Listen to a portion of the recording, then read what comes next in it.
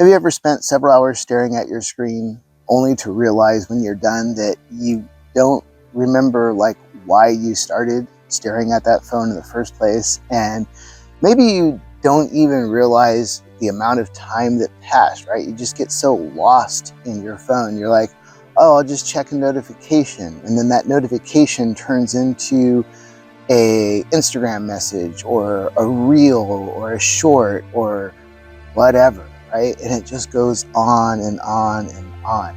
And in those moments, you just feel, heck, you might not even feel anything. You're just kind of there. You're just kind of like, ooh, what's this? And maybe you're laughing and you're enjoying yourself. But what are we really doing?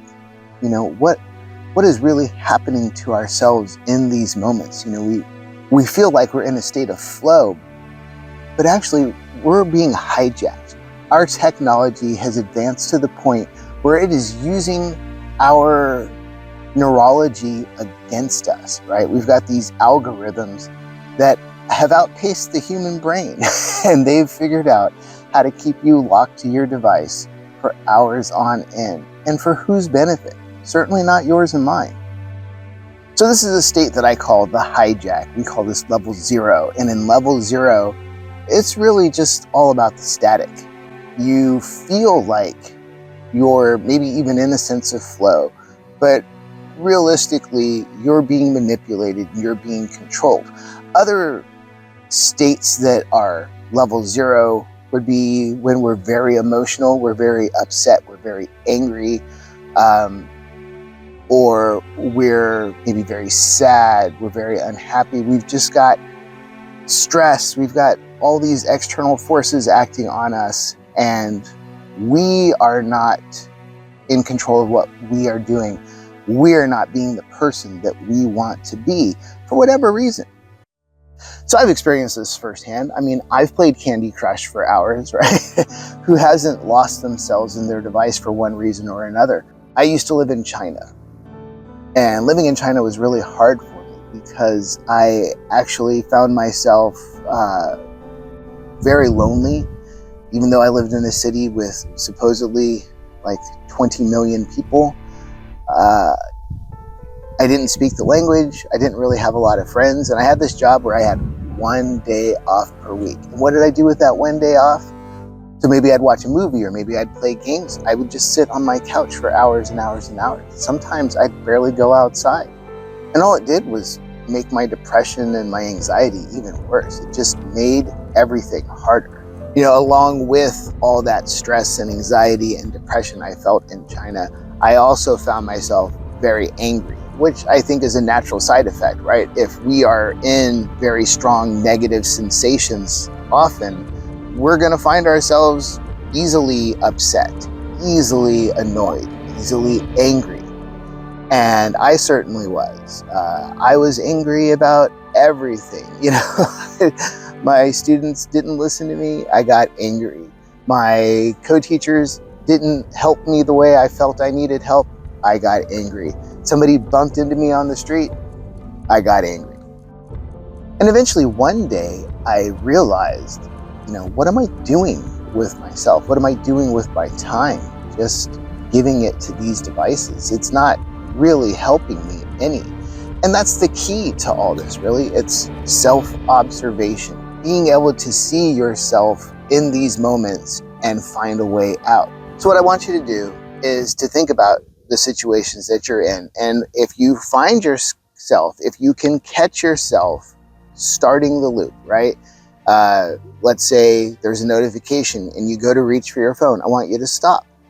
I want you to ask yourself, what will happen if I don't? What will happen if I don't check that notification right now? What will happen if I don't play this game right now? And I really want you to try to give yourself 2 minutes, right? Only 2 minutes. And for that 2 minutes, I just want you to sit and do nothing.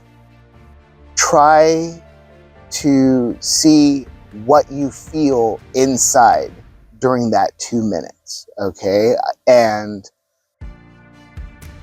let your mind drift if you can. So see what kinds of thoughts you're thinking for those 2 minutes. Are you daydreaming? which would be kind of a positive thing, or are you doom spiraling? And if you're doom spiraling, do the same thing with the doom spiral. Whatever comes into your mind that says, hey, you need to ask that doom spiral trigger, ask it, what will happen if I don't? Okay, what will happen if I don't? This is going to be our first line of defense against these negative external forces and negative internal forces. And we're going to ask ourselves, what will happen if I don't? And we're going to try to allow 2 minutes of space to just find silence. Silence the mind, relax the body, let yourself drift, find flow. So I'd really like you to try this. So for the next, let's say 3 days, for the next 3 days, if you can identify these triggers, if you can identify and find yourself starting down the path that you want to change, remember, it has to be something you want to change. It's a habit that you sincerely enjoy so thoroughly that you don't feel there's a reason for change, then you're watching the wrong video. So for the next 3 days, try to identify these triggers and ask yourself, what will happen if I don't? This is one of the techniques that's found in my new upcoming book, Wherever the Void Flows. And in fact, I need your help.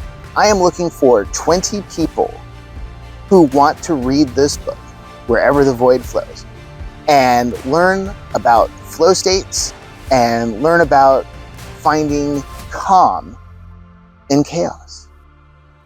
So if you are interested in carrying flow with you wherever you go, then I'd like to hear from you. You can send me an email at whereverthevoidflows@gmail.com. I know that's a long one. whereverthevoidflows@gmail.com. The first 20 people, I will email you either a PDF or a Kindle EPUB version of the book, ebook. And all I ask is that once you've read the book, when the book goes live in a couple of weeks, I'm targeting July 20th. When the book goes live, please leave me a review. If you like the book, that's great. So you like the book. If you don't like the book, well, then yeah, go ahead and leave a review and tell me you don't like the book, because at least then I'll know. I really hope that this book will help some people. And by getting some early reviews, I'd like to use the algorithm to help people. So instead of using these algorithms against us, let's use this algorithm to generate some positive momentum and help some people. Also, in addition to the book, I will send you a PDF of my sensory map. The sensory map is something that we can use to help track our states by writing down and observing how we feel at different moments. We hopefully can recreate those moments. So I'm going to send you a sensory map. So what do you say? Are you ready to take a step on the experiential path? Are you ready to find flow? Are you ready to step into the void? If you want to join me in the void, click that subscribe button and let's let the void flow.